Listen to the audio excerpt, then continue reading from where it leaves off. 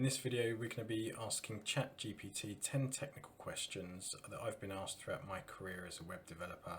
And we're going to see what results we get back. We can see if it actually gets results for all of them, or whether it's going to mess up on a few of them. What we'll then do is we'll take the code that it provides, we'll paste it into our JavaScript file, and we'll actually test this ourselves, and I'll explain what it's doing as well. So without further ado, let's start. Okay, so the first one we're going to try is given a string, reverse each word in the sentence. Now, for clarity, I'm going to put in JavaScript after all of these, just so it returns it in JavaScript. So to reverse each word in the string, this is going really quick. You can use a split and reverse method. Here's an example. So it's creating a function, it's splitting the words by the space. It's then it's mapping the split words, it's reversing and then rejoining them.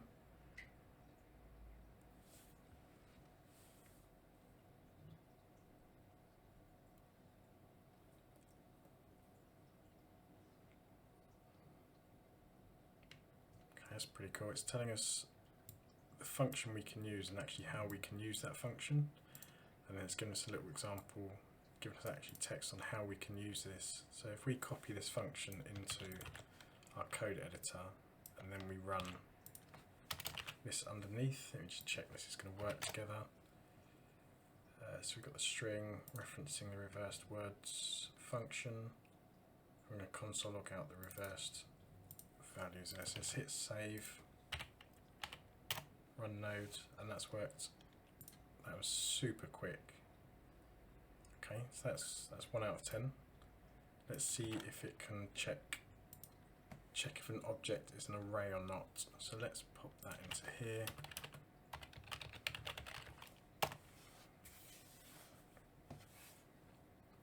So to check if an object is an array in JavaScript, you can use the array methods. Okay, returns a boolean. It gives us an example code, which we'll pop into our IDE in a minute. And it explains exactly what that's doing. So let's pop this into here. I have no doubt that this will work. So array is array, and we're popping the array inside of here. That's going to return true because the array is an array. So then we're going to check if array is array on an object, and that should return false, which it has. It's amazing how quickly it did that. How to empty an array in JavaScript. Let's see what that one comes back with.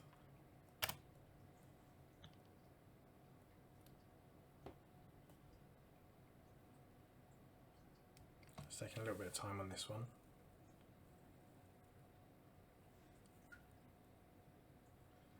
Several ways to empty an array in JavaScript. Here are a few examples. You can set the length to 0. So I've done actually another video on that one. You can use splice methods. Okay, so that's just splicing the array from the 0 point to the length of the array. Then you can assign a new array. Okay, yep, so we're saying array is equal to a new empty array. Regardless of which method you choose, the end result will be the same, an empty array. You can use any of these methods depending on your specific need and preferences. So let's copy each one into here just to check that they work. So we have an array with 1, 2, 3. We set the array.length to 0, and that comes back as an empty array. Just copy the last 2 lines on that one. So this is working with the array, and then we're going to say array.splice starting at 0 and ending at array.length. And then let's have a look at this one, which will work. Because what we're saying here is we have an array with 1, 2, 3, and then we're reassigning the array here, which will not work actually, I'm pretty sure. Yeah, we get an error because we're reassigning a constant. So you'll actually need to replace the constant with a let. They've got a constant here, and that was the note that they gave here. So now if we run that, we should get an empty array. Brilliant. So that's another one that's worked.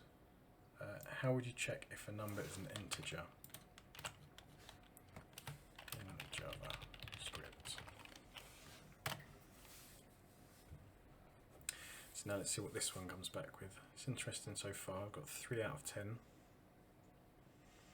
To check if a number is an integer in JavaScript, you can use a number.isInteger method. This method returns true if it's a number and false if it's not. And then it's going to give us a nice example here. In this example, number.integer returns true because number is an integer, and decimal should return false because it's a decimal, it's not an integer, it's a float. So let's paste this into here, just ensure that works again. And we get true and false. So num is integer, true, decimal is integer, false. That is 4 for 4 so far. Let's see if it can solve the FizzBuzz challenge in JavaScript. And we'll say up to 100. Let's see if it can resolve this. To resolve the FizzBuzz challenge in JavaScript, you can use the for loop. There's lots of ways of resolving this. For loops like the go-to one. To loop over 1 to 100, each number you check is divisible by 3 to 5, both 3 and 5, and then print the appropriate output. Here's an example of how to resolve the FizzBuzz challenge. It's quite a long example, to be fair. That can be shortened right down to about, you could probably do this whole thing in 5 lines of code. In this example, the for loop iterates over, so that's just re-explaining what happens at the top here, and it's explaining exactly what's happening here. If the number is divisible by 3 and 5, it prints out FizzBuzz. If it's divisible by 3, it's fizz, 5 is buzz. And then if it's not divisible, it just prints a number. So let's copy and paste this out. Let's run this. And this should get quite long in here. So yeah, let's scroll to the top. Just increase the height of this for a minute. So 1, 2, fizz, 4, buzz, fizz, 7, 8, fizz, buzz, 11, fizz, 13, 14, fizz, buzz. That's a 15, obviously is the first one that's divisible by 5 and 3. Of course that would, I just want to see what happens if we paste that one in there again, just to see if it gives us a different result, because that'd be quite interesting. No, so it's doing the for loop again. Yeah, it's exactly the same again. Okay. Well, I'm just going to restart the thread on this one just to stop that from running. So that's 5 for 5. So let's implement an enqueue and dequeue using only 2 stacks.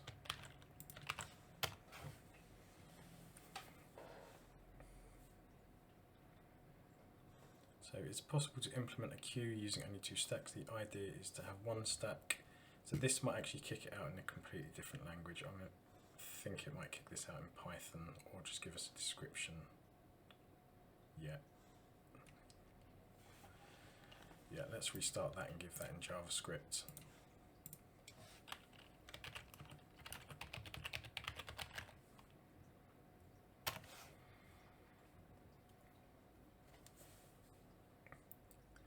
Okay, cool. So it's gone straight in with an example. We've got our 2 stacks. We've got an enqueue function, which is going to push the value in. We have a dequeue function, which is looping. It's saying if the stack 2 length is 0, while stack length is greater than 1, then we push the values into stack 2, and then get rid of the last value in stack 1, and then we return stack2.pop. Okay. So let's copy and paste this. The interesting one about this one is it hasn't given us an example of how to use the actual code. So if we paste this into here, we have our stack here. We actually need to write enqueue 1, enqueue 2, enqueue 3, and then let's console log out the dequeues on this. So we should see the stack. It should give us a stack back when we run this.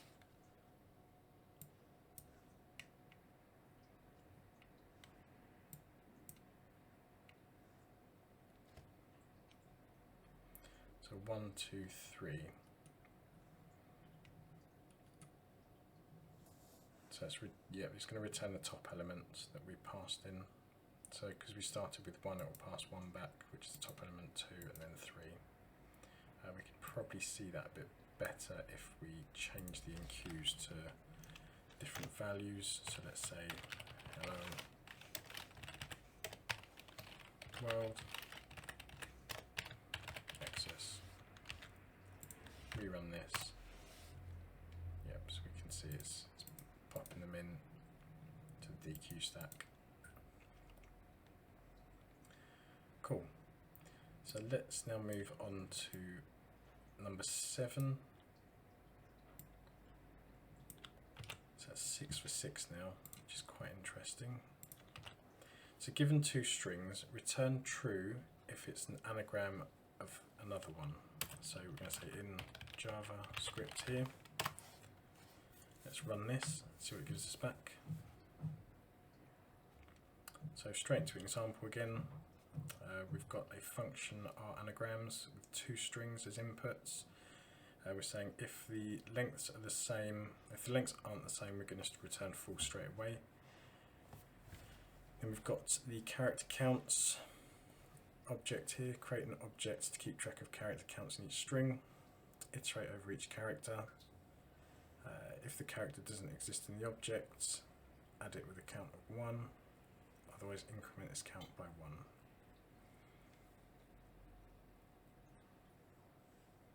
Okay, iterate over each character in the string if the character doesn't exist. Okay, so it's building it out for each one. So to check the 2 strings are anagrams of each other, we first check to see if we have different lengths. If they do, we know they can't be anagrams, so we can return false immediately. Otherwise we can create an object to keep track of characters. This is just explaining the code that I just talked through as well. Okay, so let's test this out.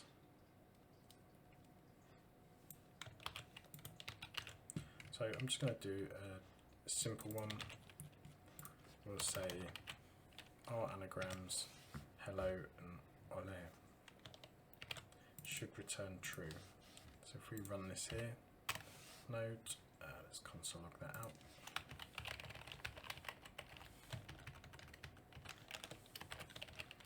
Save that and rerun. So we get a true, and then let's say world and compare that with ole. Should return false. Brilliant. So that's 6.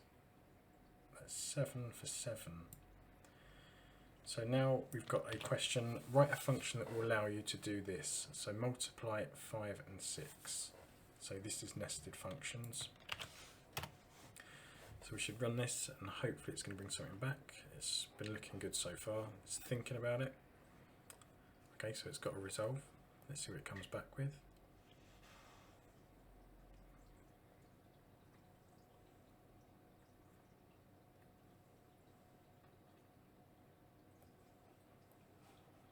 Okay, so we've got nested functions there, and we're returning. Oh, so that's a very short and simple answer.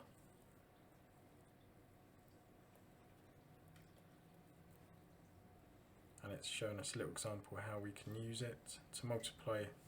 The multiply function takes a number x as its parameter and returns a new function that takes the number y as its parameter. The inner function returns a product of x and y, which is why multiply 5, 6 returns 30. So let's give that a little test. Should be absolutely fine. And we're going to console.log results. Let's see what this gives us. So yeah, we return 30. So that's 8 out of 8 so far. This is looking good. So make this work. Duplicate. So we're not giving it much information here on what it needs to do. The only sort of keyword there is duplicate.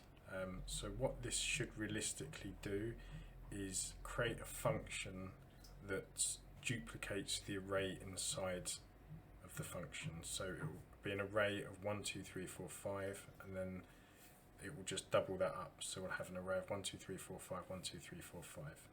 So let's see if that actually does that. So it's having a little think.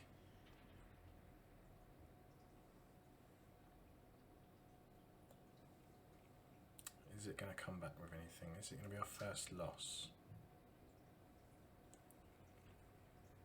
Cool, it's really thinking about this one.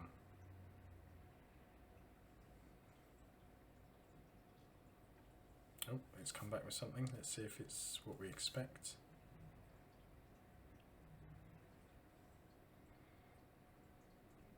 So create a new empty array to hold the duplicate elements, iterate over each element in the array, push the elements twice into the duplicate array.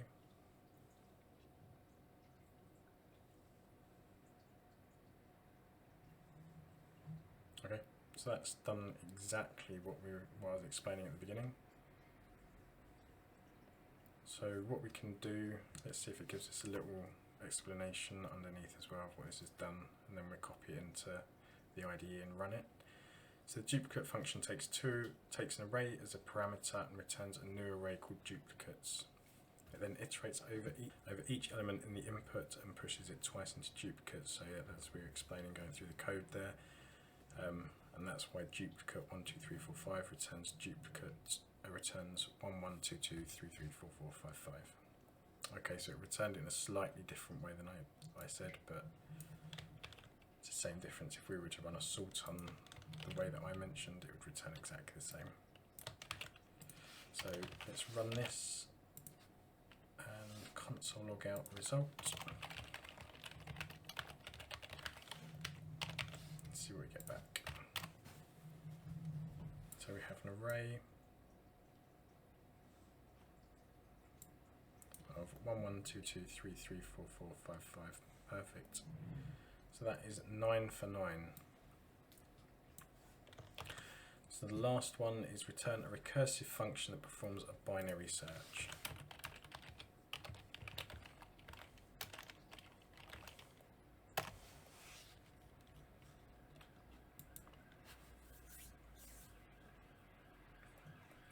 So let's have a little think about it.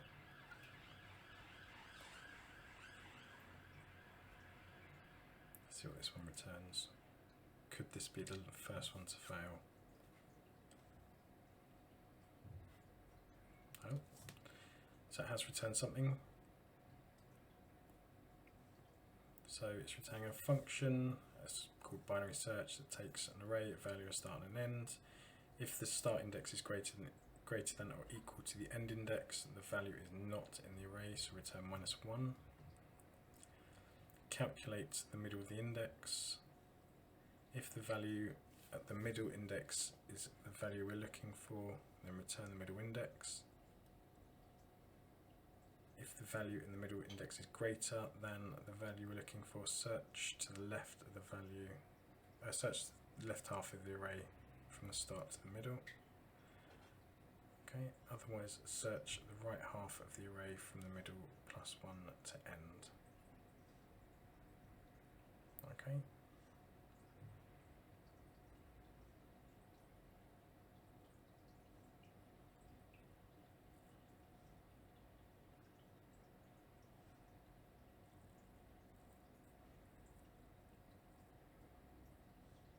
So it's given us a nice little explanation of this as well. So this is great for I wouldn't use this just to do your technical tests or anything like that.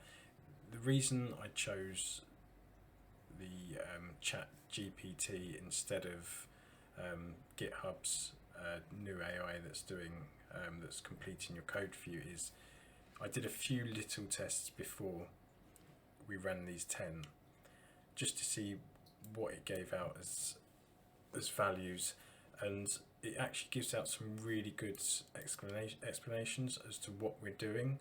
So it's more of an educational sort of discovery using this. So yeah, we can use it just to write our code, but it's also explaining to us what it's done and sometimes why it's done it. So let's copy this out and see if this works. And this should be, fingers crossed, our 10 for 10.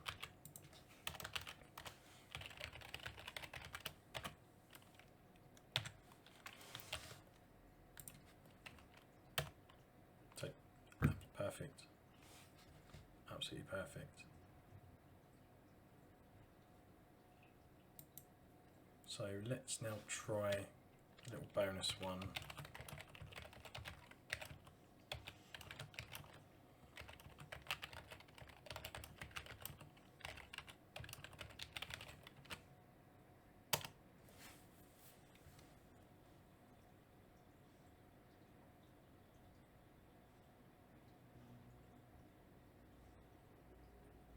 Okay, that's a relief. That's a relief.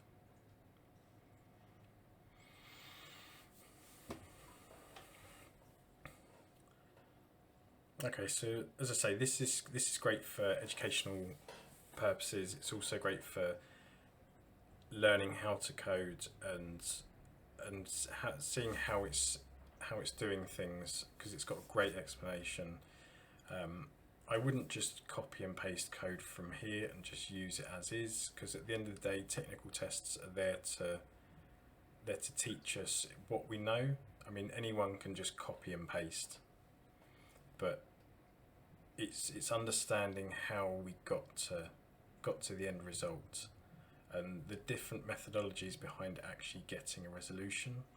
Because there's more than one way of writing a function. There's more than one way of creating the FizzBuzz challenge, for example. So if we were to look into here and say create a FizzBuzz function. So this is autopilot doing this for me now. So there's no explanation there at all of what it's doing. Now we can understand what it's doing just by looking at the code, but this gave us a lot more of an explanation of exactly what it's doing. So you really understand what's happening, and it's phenomenal compared to autopilot in that regard. Now autopilot is good. It's got the whole of GitHub it's been trained on. So there's a lot of code in there, but it's definitely worth having a look at this if you're ever sort of in a struggle, and yeah. So it's always good just to have a little look at these just to see what it's giving you back. It's a great way of learning how to code. I didn't have this around when I started learning coding 20 years ago. It would have been an absolute game changer. I mean, if we had this 20 years ago, imagine where it'd be now. Imagine where it'd be now. That last command probably would work. Can you create an AI to overpower the human race? That probably would work now if we had this 20 years ago. So it's always fun to do little things like this. If you found it useful, hit the subscribe button. I'm trying to release as many videos as possible, just going through sort of JavaScript, TypeScript, Angular, React, all the different JavaScript frameworks, and possibly looking into more of the AI side of it. If you want to see some Python videos, let me know. But thank you for watching.